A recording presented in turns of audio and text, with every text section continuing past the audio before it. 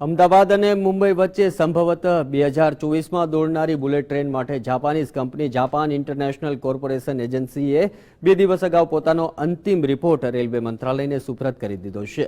Report પ્રમાણે bullet ટ્રેનમાં મુસાફરી માટે મિનિમમ ભાડું ₹2800 નક્કી કરવામાં આવ્યું છે, જેમાં સમય પ્રમાણે વધારાનો પૂરતો અવકાશ છે.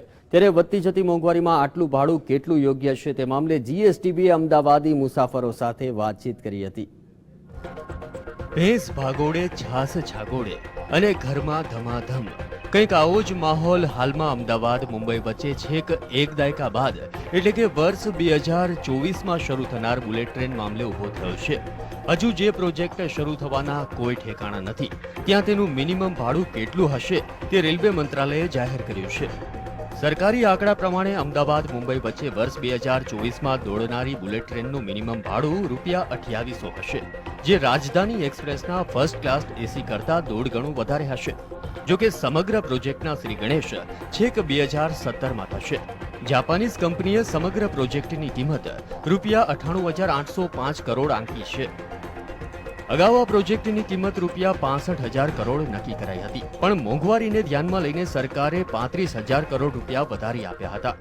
બુલેટ ટ્રેન 350 કિલોમીટર પ્રતિ કલાકની ઝડપે દોડશે અને અમદાવાદ મુંબઈ વચ્ચેનો કુલ 505 કિલોમીટરનો રેલવે ટ્રેક માત્ર 2 કલાકમાં જ પૂરો કરીને મુસાફરને મુંબઈ પહોંચાડી દેશે, જેનાથી મુસાફરની ઓછામાં ઓછી 7 કલાક બચશે.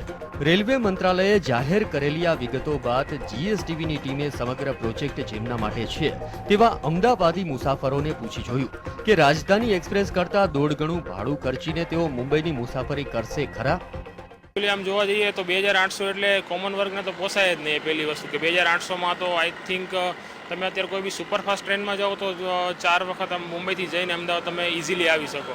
તો હું નથી માનતો કે આટલા રેન્ટમાં કોઈ મીડિયમ વર્ગ રહે. જો અપર ક્લાસ માટે જ હોય તો અપર ક્લાસ માટે તો ફ્લાઇટ્સની ઘણી સુવિધા છે. તો બુલેટ ટ્રેન આઈ થિંક જો મીડિયમ વર્ગને પોસાય તેવું રેન્ટ રાખે તો બધા માટે બેનિફિશિયલ રહે છે. પણ આ તો છે ને એકદમ અર્જન્ટ કામ આવ્યું છે. ઇનકેસ કોઈને ઇમરજન્સી આવી કે કોઈના ફાધર એક્સપાયર થઈ ગયા તો એ તત્કાલની અંદર ત્યાં પહોંચી શકાય છે વિધિન 2 અવર્સ. એના માટે છે આ.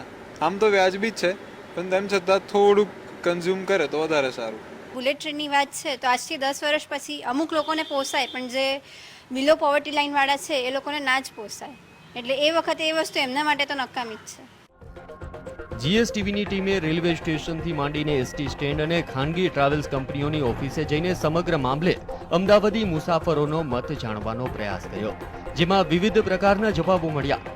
કેટલાક મુસાફરોએ મેટ્રો ટ્રેન કૌભાંડનું ઉદાહરણ આપીને બુલેટ ટ્રેન પ્રોજેક્ટને નિશાન બનાવ્યો. જોકે તમામ જવાબો પરથી એક વાત સ્પષ્ટ થતી હતી કે બુલેટ ટ્રેન પ્રોજેક્ટ સામાન્ય માણસ માટે છે જ નહીં, તે તો માત્ર એવા લોકો માટે છે જેની પાસે પૈસા છે અને છાશવારે બિઝનેસ માટે થઈને મુંબઈ જવાનું થાય છે. આવા કેટલાક વીઆઈપી મુસાફરોએ બુલેટ ટ્રેનના સંભવિત ભાડાને લઈને તદ્દન વ્યાજબી ગણાવીને કોઈ નારાજગી વ્યક્ત ન કરી. કેમેરામેન વસંત ટ્રિગર સાથે નરેશ મકવાણા, જીએસટીવી અમદાવાદ.